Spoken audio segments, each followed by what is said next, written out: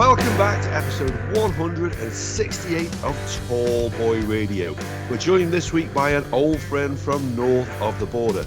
He's turned his back on making great gins and all things darts, and has come up with a novel way of repairing those dart holes he's put in the wall.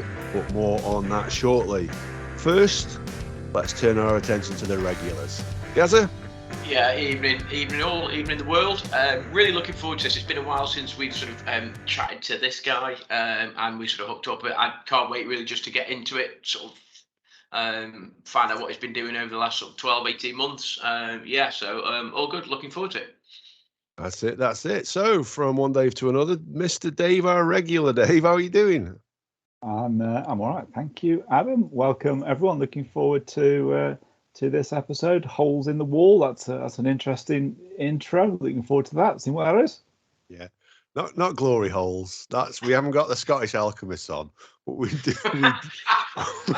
This is the route we went down the last time we did a podcast with them, believe it or not. So we're joined by another fella from north of the border. Dave, how are you doing? Dave, as you all know him as Double Trouble Drinks, but not anymore. Say hello and tell us a little bit about what you've been up to since. Good evening, everyone. Nice to be back on. Thanks for inviting me back. I was surprised to be invited back on. But it's good to be here. My children asked me, what is it you're going on for, before I came on? And I had to say it's basically so that I can have a beer with a few people that I've not seen for a while. So cheers. Cheers indeed. Yeah. To come on. Yeah, it has been a while. We were talking before. When did you think it was? Was it 2021? July 2021. The 20th, I believe. Oh, wow. Wow, cheapers. It doesn't actually seem that long ago. I mean, when you say that, now it's like, God, that's good for up to 2 years. Like, bloody hell. I know. You guys must have broken a world record since then. No.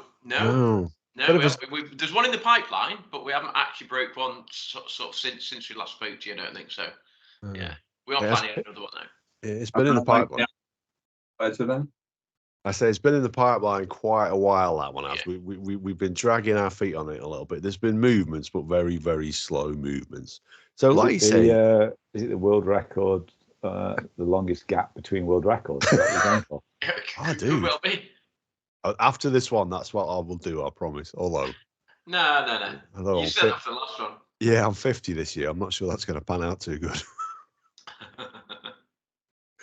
Yeah. So the last time we actually met up, though, we were up in Edinburgh. No, yeah, we were in Edinburgh, and then we went on to the World Cup of Darts for the disabled players. So that was September 2021. So that was a while ago as well, wasn't it? That was our last big outing, I think, before we decided that it was time for Double Trouble to say its farewell and bid everyone thank you for supporting for the time that we were around. Yeah, I can't help but feel that me and Gaz might have had a hand in that. The demise. Obviously the demise. The demise, yeah. No, in all seriousness. Sorry, go on. There was no real demise. It wasn't that it suddenly went downhill. It just wasn't really going anywhere. And for the amount of time and effort that Scott and I were having to put in, it was just time to say we've had a good run, enjoyed it, learned a lot. But we've done our time now, so time to do something else. Yeah, I mean, I can tell you from our point of view, myself and Gaz, we were disappointed. We loved your gin. Particularly loved your whiskey. There's a little bottle of it knocking about unopened, would you believe? However, it is currently in San Antonio, Texas with my cousin, and he is not going to open it until I get over there. So I'm looking forward to having a little snifter of that one. And your beer club as well. We were looking forward to seeing what you came up with next, whether it was the Sarah Milk Stoutsky or whatever you had. So yeah, we have to say, like, as patrons of yours, we were disappointed to see you call it a day, but obviously, listen to you, we totally understand why. Despite that, we still channel our efforts into Tall Boy Radio. We're still banging the drum, trying to get somewhere and do something, but we'll see. we'll see. We've got a new lineup, obviously. Dave sort of joined us, and Andy sort of he'll be back at some point. But new lineup, new artwork, and all of that. So you never know. You never know. Remember, you didn't have the special effects the last time I was on. No, we didn't. Oh, no, please don't, Dave. Please don't. That's just an excuse for him to. What have you done that for? Can I get a Absolutely. You two have heard. I assume. These better get fed up of it, yeah. So you called it a day then, like on Double Trouble, round about Christmas time of 2021. What was it difficult to say goodbye to? So we put a good few years' effort into getting it to where it got to, which probably wasn't very far in the grand scheme of things, but we had put quite a lot of effort in. So it was difficult from that perspective. And some of the things that were successful about it and that you felt like made it worthwhile, like the fact that we could support things like the disability darts community, was you felt like I felt bad about not being able to do that. But at the same time, I felt like I was still always had a belief that I could go on and do something else, and I still have the belief that business has the power to do good if it's run in the right way, as well as be successful. And so, as much as we've not been able to help that community in the way that we were, hopefully we can go on and be successful and do something and help other communities. So that was part of the logic. So yeah, it was sad to leave it, and we had a lot of fun, Scott and I, doing it, but no regrets. We briefly appeared on Dragon's Den, which was good fun, and met a lot of good people when we did it. So from that perspective, no real regrets. Sad about a few things, but just all life, isn't it? It's all experience, and all it makes it more interesting when you've done something like that.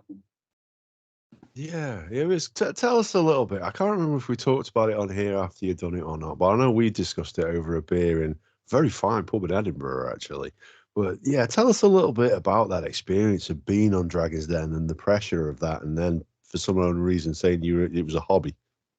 Yeah, well, you're in the moment, and you don't get the chance to take two, I'm afraid. But I'll just briefly summarise how it all came about. So just for Dave, because you two obviously know, and anyone new listening, so we hadn't been going very long, and out of the blue got approached by someone from the BBC looking for people to appear on Dragon's Den. So it wasn't that we ever felt like we should be on Dragon's Den and we had an amazing product that would get loads of investment, but being asked made me think, well, we've been asked, so why not? And so we jumped through the hoops that you have to go through to get on the show, various presentations, went to Manchester, did a few things, and that's how we ended up there. And then, so the trial run, and then we got there, and so we were there, I think, first, and told we would be on last, so had like 7 hours of waiting around, which was quite painful. And then what was annoying after that was that we only were shown for 2 minutes of the time that we were on there, so that was painful itself. But they put us up in a nice hotel because of that, which we were appreciative of. But that was good experience. The I think I'm allowed to say this, but the lift isn't real. So just when you're watching the show, I've been in trouble for saying stuff before. I'm sure I've been fine. It's not a secret. It's not a secret. I'm fine. And how long, when you, is it right that your actual pitch is like really short, like 3 or 5 minutes, but then they could ask you questions for an hour or so? Is that pretty much your experience? I don't think it was ever an hour, depending how interesting you were. So we certainly weren't interesting enough for an hour's worth of questions, Dave. Yeah, no, it was probably a good 15 minutes. And I don't know, like basically we got the dragons to throw darts as part of the pitch to see if any of them had any talent. And we made a joke that the person that scored the highest would be first, that we would accept them as a first investor. So it was good fun.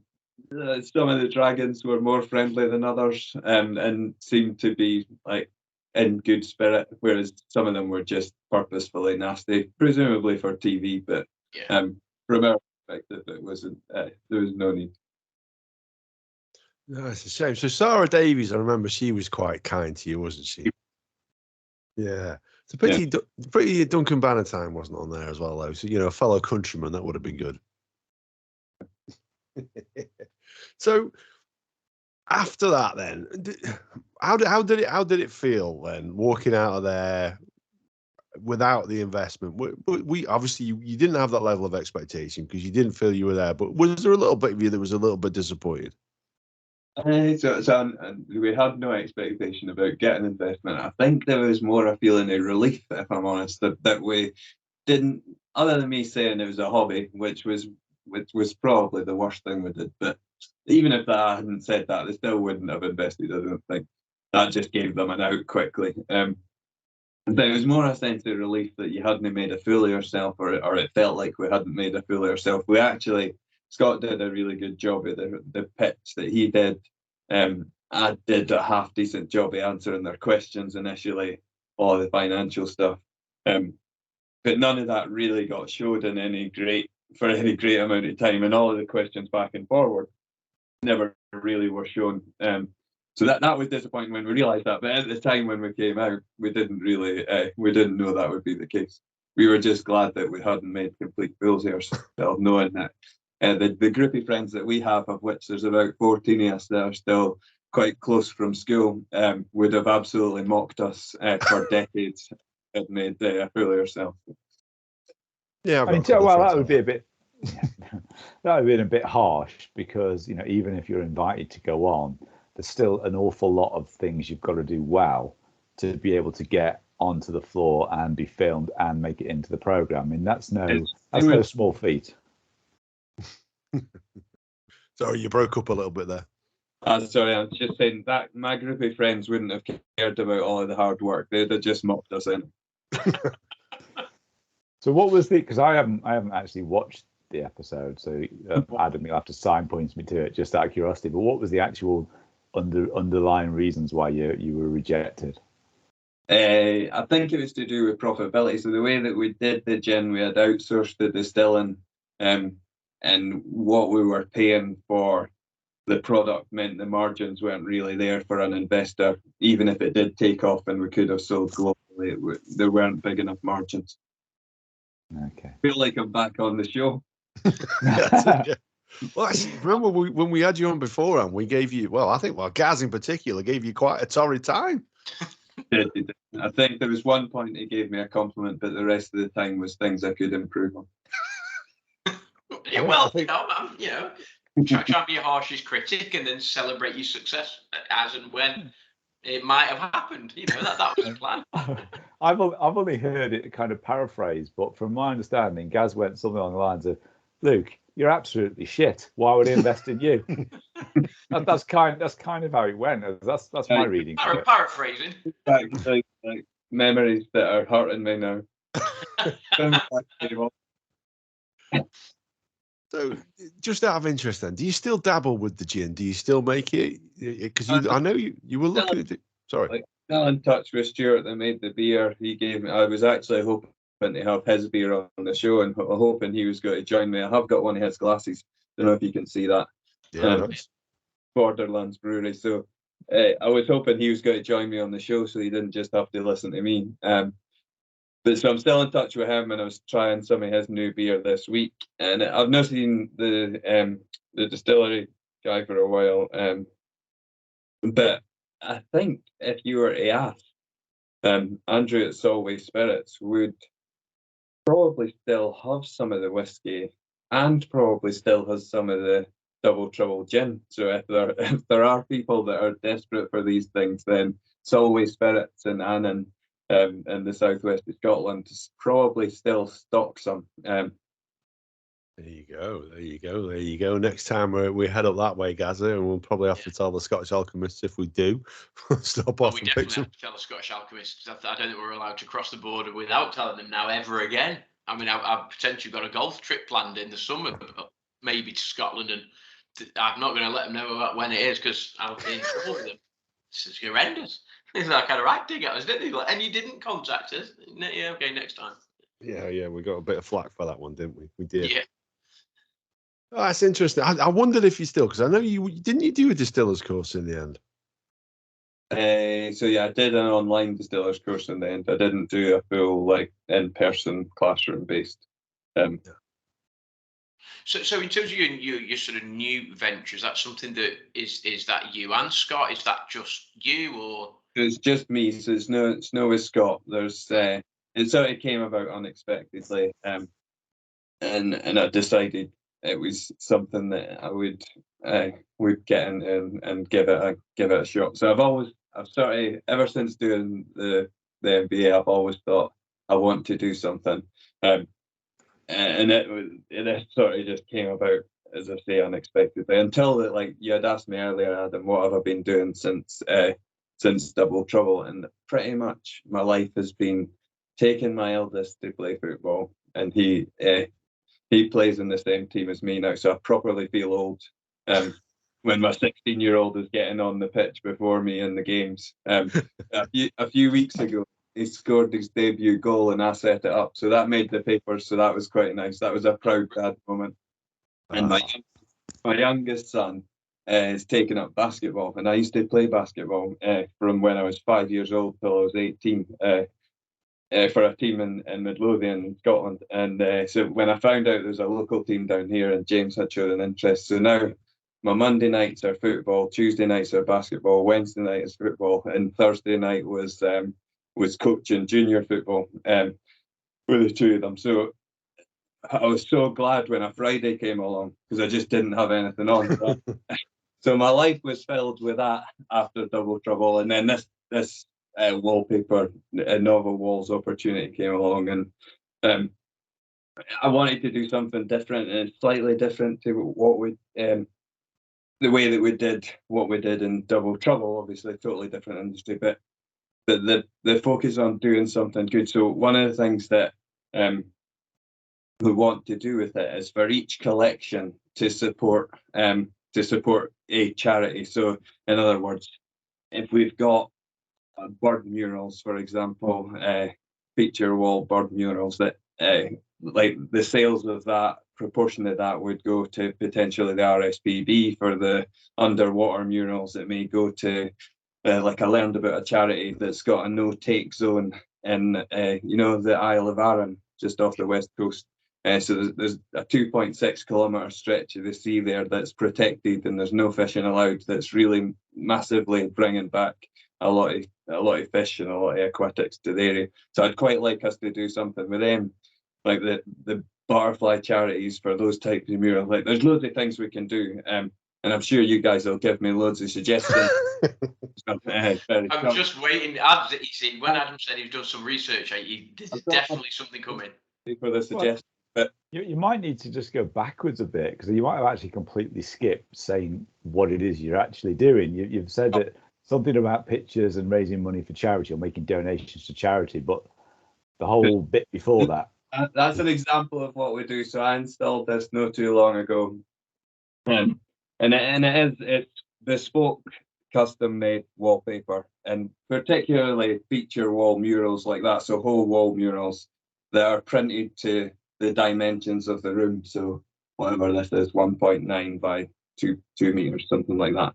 And then it installs and looks like one image. And the way that we do it is quite different to the bigger players in the market. So they typically print on wallpaper rolls that are about 45, 50 centimeters wide. And so for a wall like this, you would need 4, possibly 5 joins, whereas our paper there was only 1 joint. So it looks better when it's finished, and it looks a much cleaner approach. And the reason I think we'll hopefully be able to do better, and I think we can see opportunities across 4 areas, like the people that are looking for like a particular style or a colour to work in a room that they've got. I think that's well catered for by existing companies. I think there's a lot of them focus on interior design.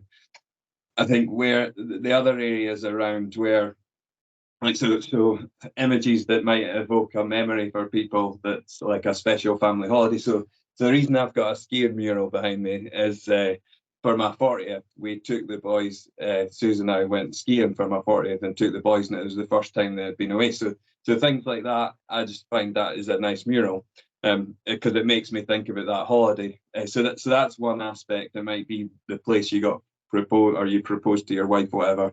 Then I think there's like a big market for people that just want to share their passion. So whatever that might be. So if you're passionate about animals or passionate about mountain biking or mountains even, then we can do bespoke photography murals that are blown up. So like when I was talking about James earlier, who was into his basketball, we did one of a famous NBA scene for him that looks amazing in his room.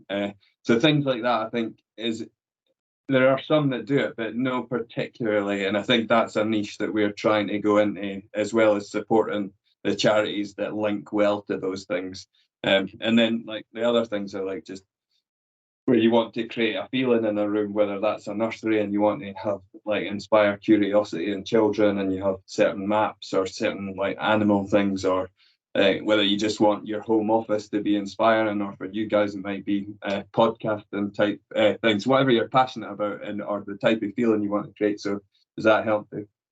Yeah, I was thinking, because we're doing some work in our house at the moment, and I'm going to end up with a little room that's going to be my office, and I think I've got an idea for a couple of the walls, but one of the other walls was just going to be plain. So that's something I'm definitely going to look at. I mean, what's the width and length, the maximum width and length you get on these things for a single sheet? Yeah, so for a single sheet, so I think about 1.2 meters is the width that we can print to. So like this room's 2 meters wide at least, and it took two panels, one join, and the way that it's joined is, so those thinner ones that the competitors do, you sort of butt the two joins together as best you can. Our method is a splice method, where you sort of lay one over the other, match up the pattern, and then cut through both papers, lift and fold it in, and it leaves quite a seamless. You won't be able to see where the join is there. I hope you might be able to see my pencil lines right enough. No, you can't see a join. Very seamless when you do it that way. And I've fitted both types, and I know what they're like, and which one leaves the best finish. And this one definitely leaves the best finish. So I can get you a discount, Dave, definitely. Absolutely, I'll be looking at that. Once the plastering's done, it'll be done in about the next 8-10 weeks. I'm going to measure it up, and I'm going to get something for that, definitely. In terms of the images, then, Dave, do you have a library of images that people can select from, or are you asking them to provide effectively their own images? Yeah, so if you have a look at novelwalls.com, you'll see all the different design categories, and there's loads of different designs in there. The other thing that we do, because we're just getting started, if there's a particular design that you're looking for and we don't have it, or you can't find it on our site, tell us, like describe what it is you're looking for, and we can go and look for it specifically and try and find it. So it saves people time, all of that good stuff. Nice. Cool. So just as a point of reference, if you're listening to the audio version of this podcast, we'll try and share a screenshot for it on our social media, but also just jump on YouTube, and what you'll see is the image that Dave is talking behind him there. And I've got to tell you, it does look fantastic, and no, you can't see a scene for it. I've got it on quite a big monitor up here in front of me. And so if you're looking at it like, so Dave, he's got something very weird behind him. We don't tend to question him on what it is. We just let it be and don't talk about it. But your good self, it is a little bit more. If he sends you that image and asks you to print it, for the love of God, don't. I don't know what it is, but don't print it. But the other thing is, and I knew when we got you on, Dave, Dave, this is getting confusing having two names again. You call me David if you want. Okay, David. I've not called you David No, in 40 years. It doesn't sound right, yeah. Everyone else that knows me from about 1998 calls me David. Oh, it's just me then. No, 2013, sorry. Okay, very specific. I changed my name when I was 30. I just changed my name when I was 35 to David. Yeah, you technically didn't because that was always your name. We just abbreviated. But that's another matter. We digress. But Dave here does enjoy when we get someone on the podcast talking about a business, especially with yourself, which is one like the same as you did with Double Trouble. It's a passion and it's something you've got an interest in. So in terms of some of the images that you can use, if I were to take a photograph and want it blown up to stick on a wall, what sort of megapixels would I need to do that with? So ideally, or if you're taking it yourself, you want to take it on a digital SLR. It is possible to do it with your phone images, but the quality wouldn't be there. So you ideally want to use a DSLR camera for it. That's cool. That's worth knowing. That's worth knowing. And is that picture then in the skiing one? You said it evokes very positive memories there. Is that one of you good self lying flat on the back in the snow, or is it just? It's sadly not. It's sadly not. The photographs I took while we were in the Alps were on my phone, so they weren't of good enough quality. That was one of our stock images. Yeah. I mean, I did toy with the idea of getting on the wall. Obviously, getting it past the wife is the real challenge, to be honest with you. Getting Tall Boy Radio logo put on the wall behind us. You know, we could do that, could you? Yeah. There you go. I'll give us something to think about. Not very long thinking about it, but it'll give us something to think about. But you could even have an image with the logo somewhere on the image. Like rather, unless you wanted the logo to be the full size of the wall, which is also possible. That's not a bad idea. Have the three of us and Andy there with their logo in the corner. That'll keep the kids out of the room. Yeah, might also be the end of a marriage or two. I think if that would. Yeah, that's true. Yeah. Jen, I've ordered some new wallpaper. What's it look like? Well, you say that. Do you do like hologram wallpaper, Dave? Because that could work. If you like have it from the door. When the good wife's looking in, she sees one image, but when we look out from the camera, it's a different image. I like that. I like that a lot. We do 3D style wallpaper murals that look like it's just trickery of the eye. It makes it look like there's a hole or something like that. I don't know that we do holographic. I'll need to check. Funny enough, that was one of my ideas I'd noted down. You know, I love to pitch these things to you. I just want, it's very 80s, it's very sci-fi. I didn't think it was especially practical, and probably not many people would want it, and I suspect it would be probably quite expensive to achieve. But no, that is one that I can pitch an idea if I had, because one of the things that I do. Shocked me, Andy. Shocked me. Yeah, no, I do always think about these things. I try and think about it from a different perspective as well. So, say for example, so you do some great cityscapes there, and I look at your cityscapes. I've been to New York, love New York. Las Vegas, everybody knows, is one of my favorite cities, and obviously, the thing you know about Las Vegas is the sparkling lights at night and everything. So I wondered, like, if you could get a cityscape, and if there was some way of getting some very tiny LED lights inside that picture and that image, so that it lights up, so it wasn't so much. So if you imagine that dark room and just those lights on a cityscape, I think could look really, really quite, really quite nice and emotional, almost evoking the spirit of the place that you visited. Yeah, I agree. Yeah, that's it. It's better. Department to look into that. Yeah, that's it. Is it better than my Wayne Mardle gin idea? See, I love your Wayne Mardle gin idea, because that actually meant that we would travel to Hawaii. That was the selling point of that. And I can't believe that Wayne Mardle binned us off on various social media and didn't actually reply to us, because that was genius, and it involved us going on holiday, which obviously is a bonus. So, with these murals, if there's a particular photograph that we need to take and visit to one of these cities like Las Vegas, then maybe that's something we would need to do. Yes, Dave. Yes, I like it. That's it. That's it. TBR road trip, TBR +1, and you come along, Dave, and that's it. That's how we'll brand it. It's brilliant. Genius. Yeah, the three of us have a big birthday this year. We've got a reason to celebrate. This could be. Absolutely. Dave's looking worried. David from 2013 is looking very worried. Nice, but no, I wouldn't go, to be honest.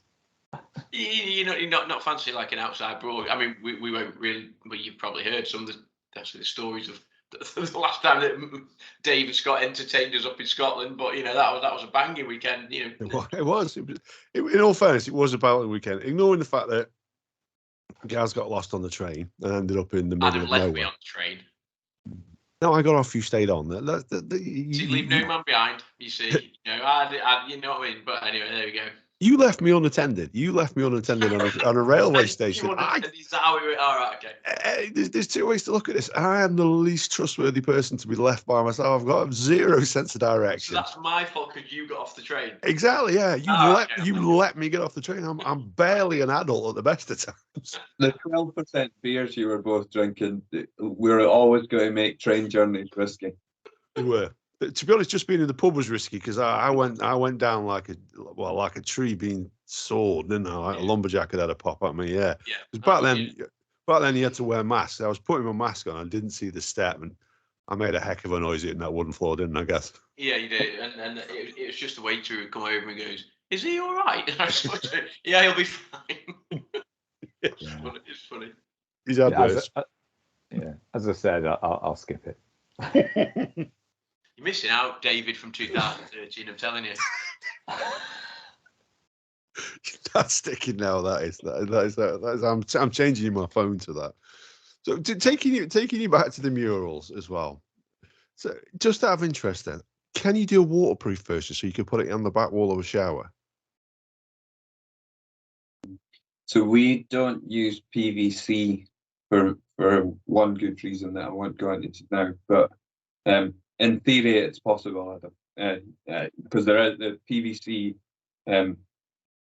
paper, although it's not paper, like printable PVC is available, so it would be possible. And is this because I had a good mooch around your website, as I'm prone to do.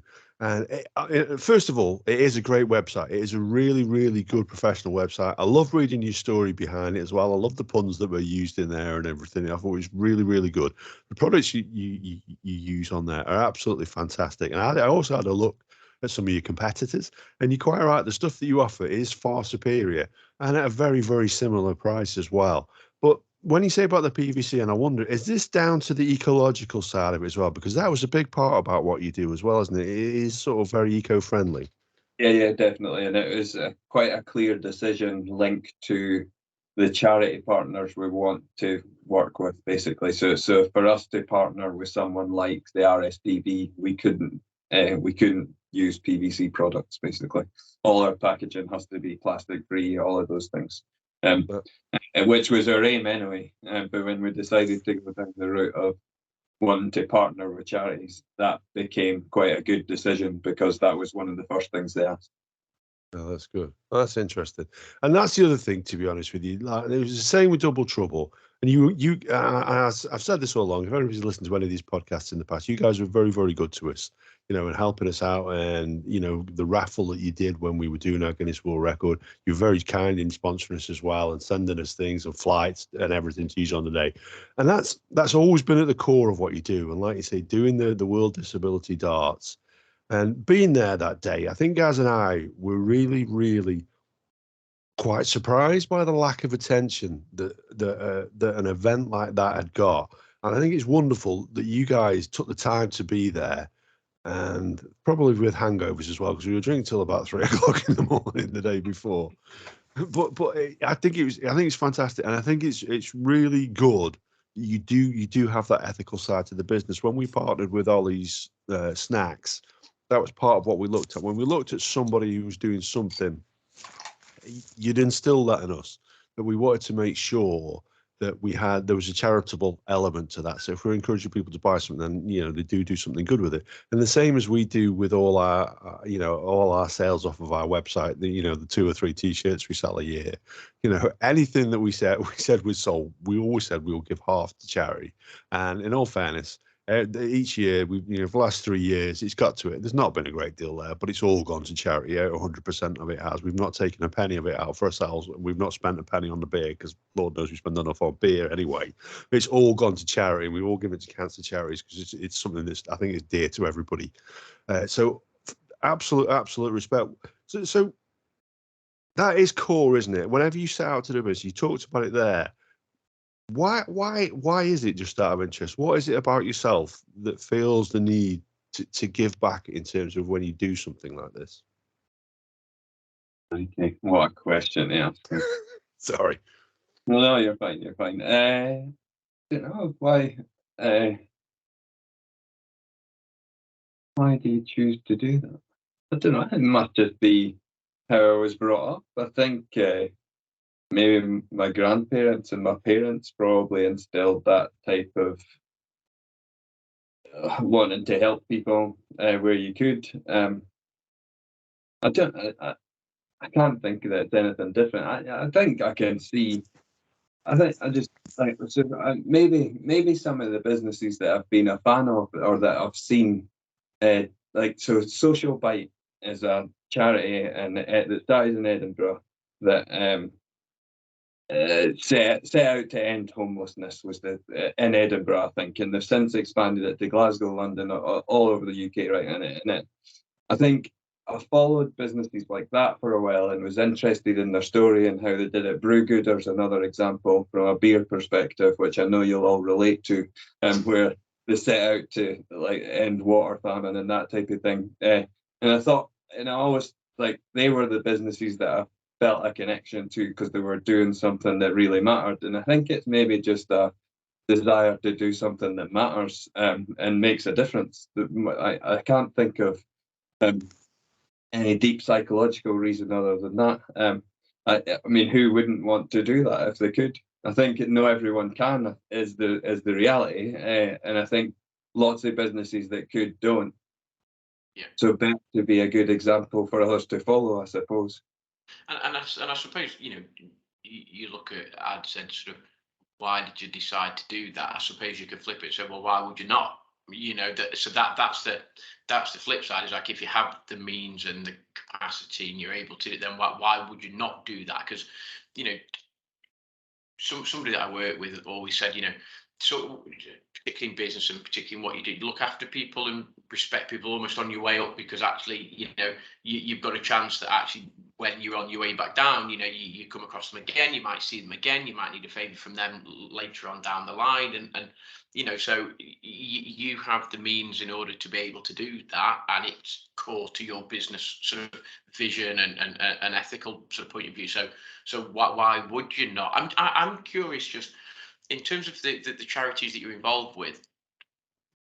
Did you have the ideas for the prints, then you approached them, or was at this precise moment, what I've just told you is our plan. Like there are one or two we're talking to at the moment, and we're waiting to hear back from quite a big one. We approached them initially. Like the other reason, just to follow on and finish my answer to that last question, like so for the charities that are doing really good stuff like Social Bite, like that charity Arran Coast they're called, that's created and made sure that there's a no-take zone off the coast of Arran for 2.6 kilometres. They can't raise money because they're busy making sure that stuff is happening. And I think then the rest of us have a responsibility because we might want to go there and see that, experience it, and reap the benefits of what they've done.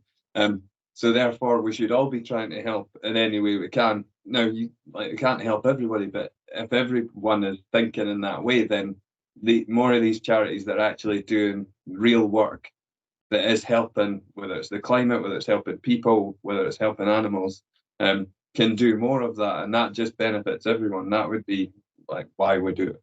Yeah.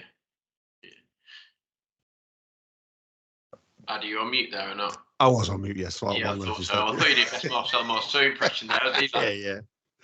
Yeah. I'm not having much luck with my sound. No, you're not, no. But no, what I was saying is fair play. We absolutely applaud you on everything that you do charity-wise. I think it's fantastic. You're totally right. If you can do something, you totally should. There's a little bit of me that believes not so much in leaving a legacy, but making a difference. That when we leave this planet, if we've left it a little bit better than how we found it, it doesn't matter if we're remembered for doing it. The fact that we did it is actually what's important. And I can tell in yourself and in your answer there that I think is pretty much the same way that you look at things. So changing it up a little bit, then, would you ever take this one on Tall Boy Radio on Dragon's Den? We're gonna take this on Dragon's Den. Well, they annoyed me because they only gave us 2 minutes, and they were rude to Scott at one point, and probably rude to me. But I was more annoyed at them being rude to Scott. So probably not out his fight. Do you not feel as though there's unfinished business there? Yeah, okay, you might put part of it. But, yeah, okay, but I'm going to go back and I'm going to show you when I came on 2 years ago, and you said no to me that time, but you can't say no this time. And absolutely stick it to them. There's got to be a bit of that in it. It would be. I would only be going back on to be like that, though. So I'd be going on to basically play a game with them and then say, "Sorry, I don't want your money." And that's falling over for yeah. If we're so successful that I could do that, then it might be a good idea to do that. Yeah. You go on and say, "I want £5." Yeah. So I want £5 for 95% of my business. And when they all offer it, you go, nah. There we go. Would you ever bring it back? Would you ever take that pitch then? If you did, would you bring that pitch back onto, this is where I slipped up earlier, Toyboy Radio does Dragon's Den. So would you bring it back to, was it Tuka Sully Beans, Theo Pathik Gaz, and Sarah Dave Ease from 2013? That was daunting. Those dragons were tough dragons. Adam dressed up for it. He put bloody shirt and tie on. He did. I don't do that. Yeah, I don't do that for work. I'm almost sure you weren't even drinking that night, which really threw me. No, I was. I was gonna say, are you sure? Yeah.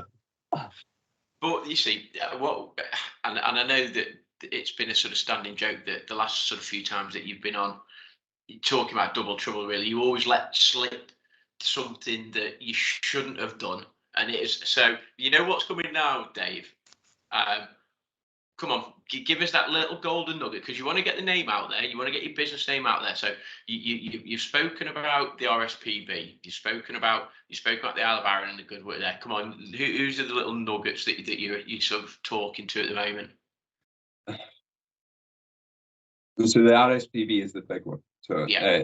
It's the one we're waiting to hear back from, whether it's a goer or not. And we've had, like, to secure that, we've had to commit quite a lot of money. Like, basically say we've got to give them a lot of money over the next 3 years. So probably shouldn't say that. But anyway, there you go. You got me to say something I shouldn't say?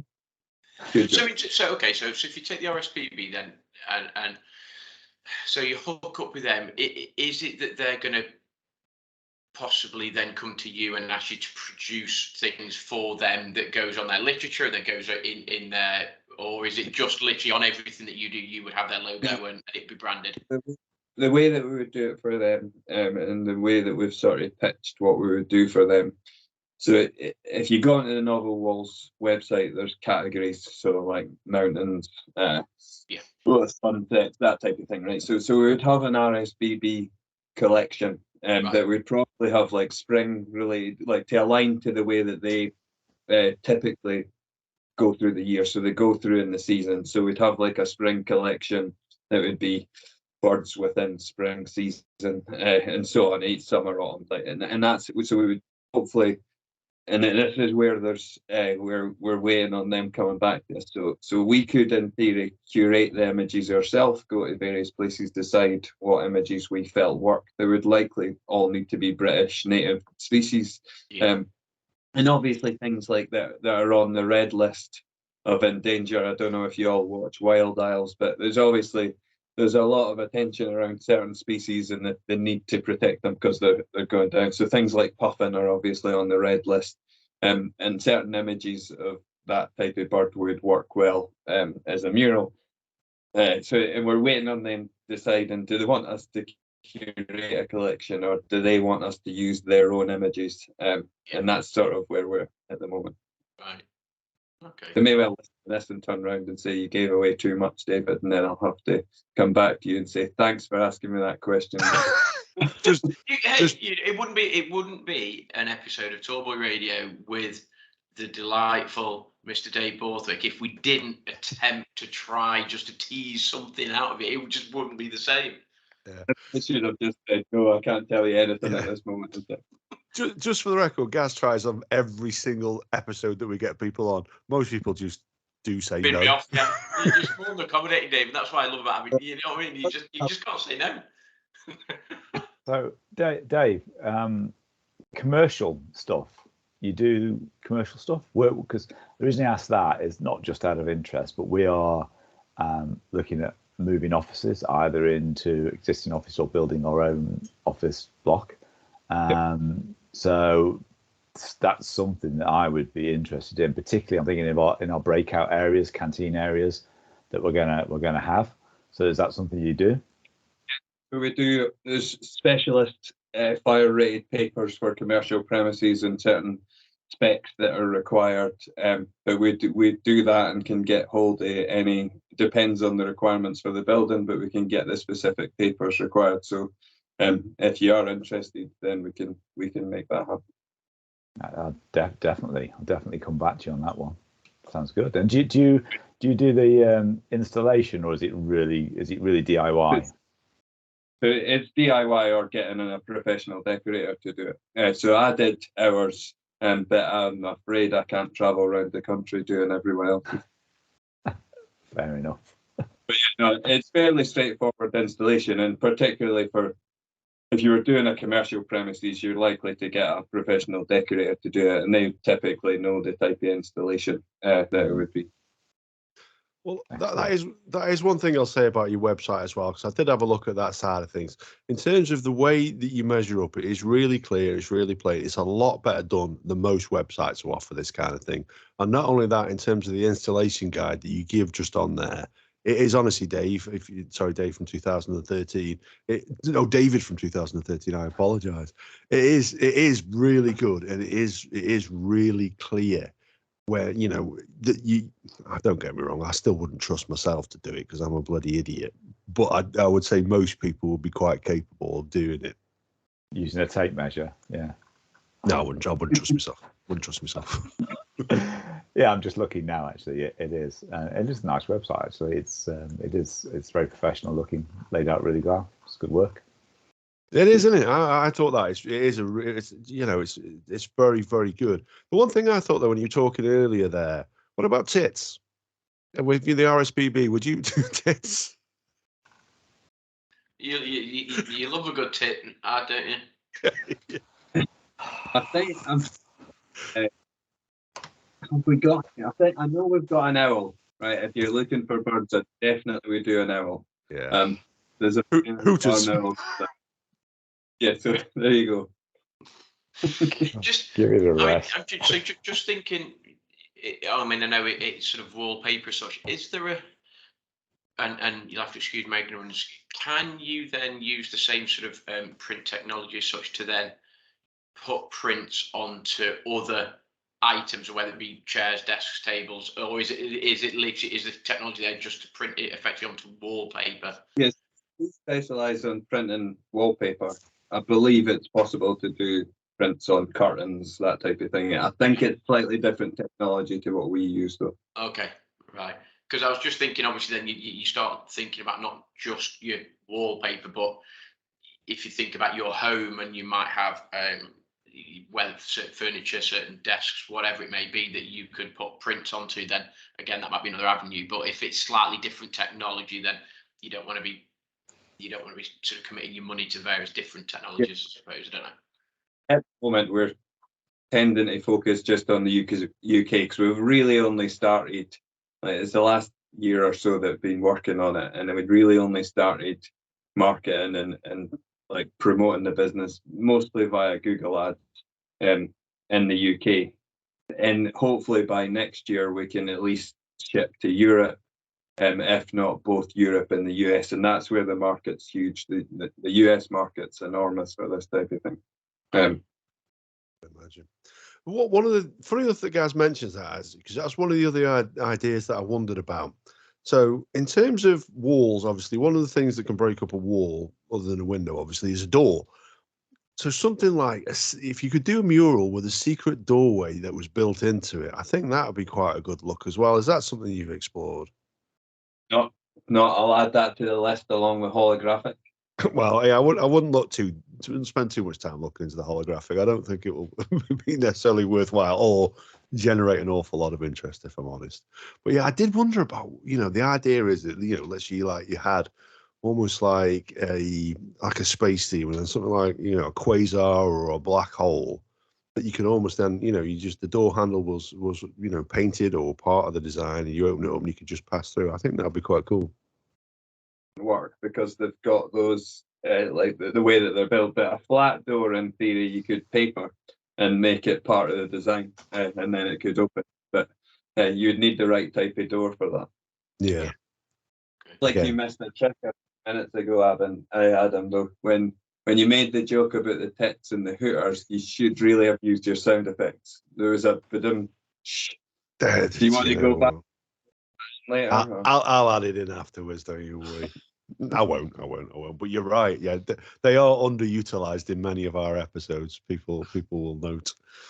So then, as well, do you still play darts? That's my real question. Are you still keen on darts?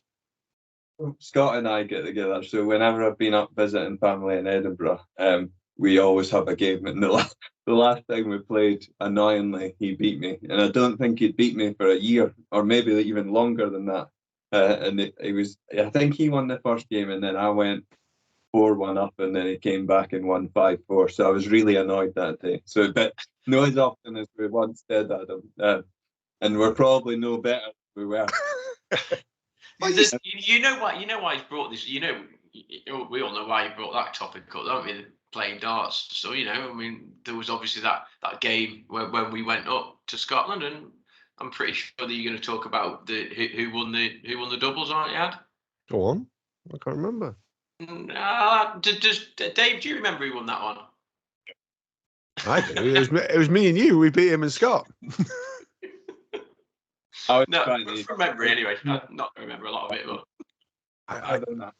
I do remember about 1:30 in the morning, and I had a fair few strong beers that day. I remember taking out, and you said like I was left with 80, and you said go double top, and I did bang bang. They both went in.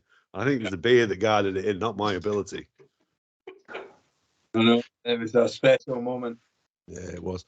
The worst part of it was, so part of Double Trouble, one of the things that they did, Dave, from 2013 was they required someone to have an input in some dart design, and they produced 2 sets, one of which is the set that I designed for them, and God bless them, they made it. And yes, I do have a set of those, and those are the darts that I use on the occasions that I do play.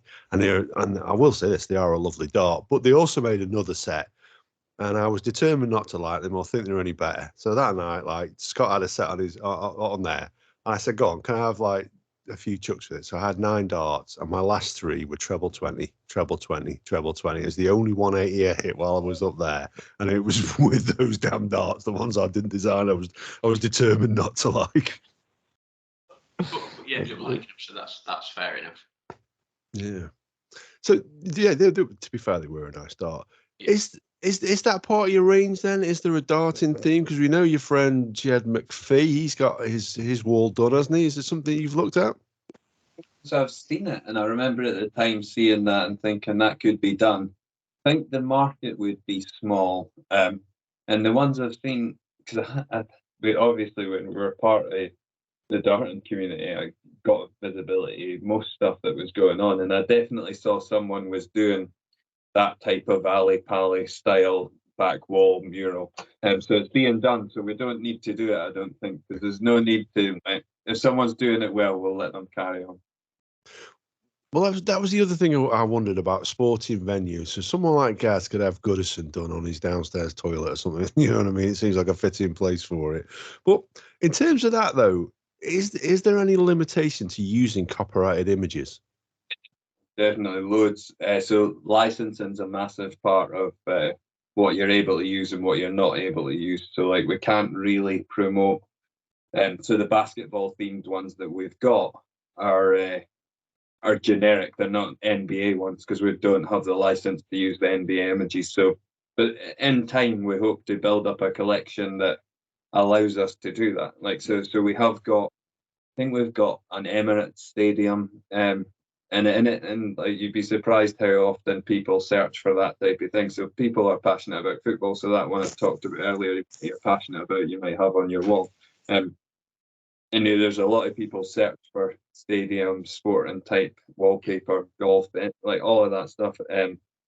So and I think because we're just getting started, we're at the moment probably trying to do too much and spread ourselves to cover everything. And we probably need to get to a point where we focus in on a few key things and say, right, we're going to really nail a collection for that type of person, be that football people or be that golf, whatever it might be.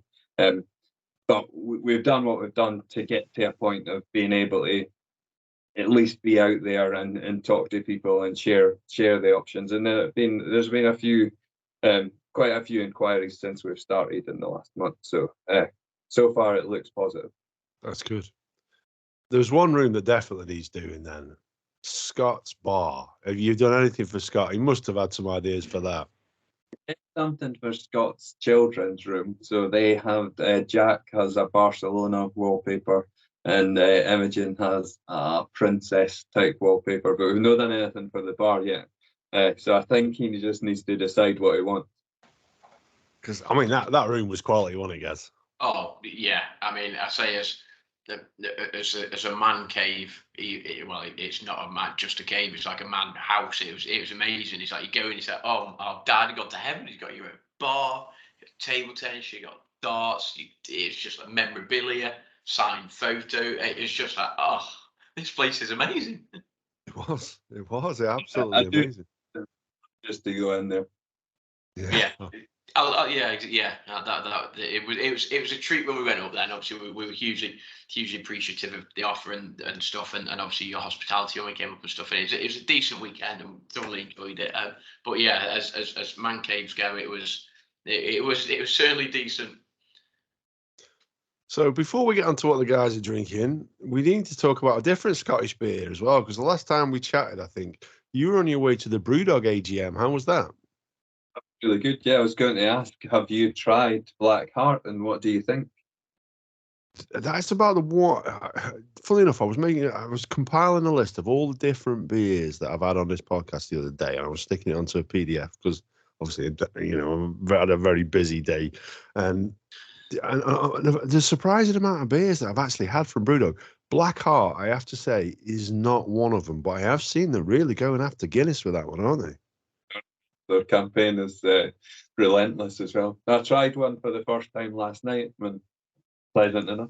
I'm not a big Guinness drinker, so it wasn't like I tend to drink IPA, so it wasn't. It's not that I would change my IPA taste to start drinking that, but it was certainly drinkable. Yeah, fair play. Was the AGM any good then? It was good. So Susie and I went to the AGM. First one I've been to.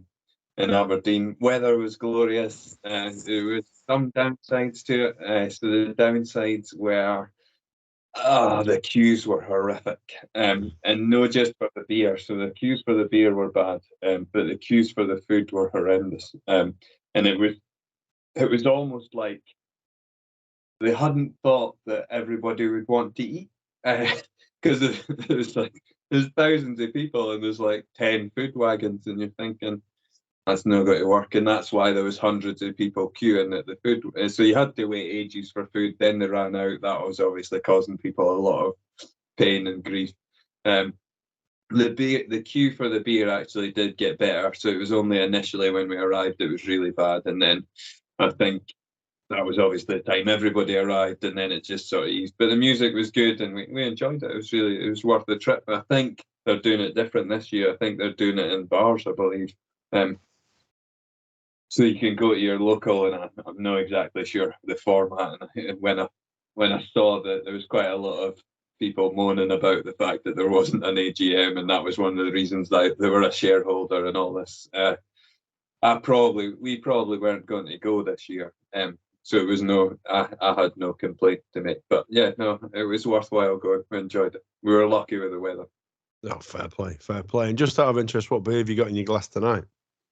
I have a Hobgoblin IPA in my glass tonight. Now, I did hope to have Stuart's beer, but I drank that last night. So he was experimenting with a new red ale that was very nice, very drinkable, and probably I would have enjoyed more than I'm enjoying this. Fair play. Well, we've had. Did you join us on that one, Gaza? I know me and Andy have tried. We tried the Red Reaver Ale and I think his Terrace IPA were the two that we tried on the podcast. Yeah. And there was maybe another one actually. But I tell you what. The Esk, is it Esk Blonde or something like that? Yeah, good beers, good beers. Did you join us on that one, Gaza? I don't know. I don't remember it, but I think I remember you talking about it. So whether or not I've either listened back or I remember you talking about it.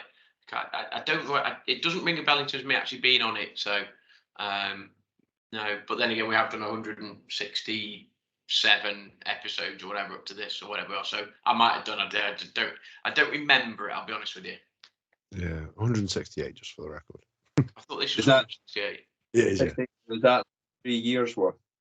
It's 3 weeks. So before the end of the year, we should be hitting episode 200, which is quite exciting. Dave, what was the interview process to get your role as a co-presenter on Tallboy Radio? Did you just have to be about?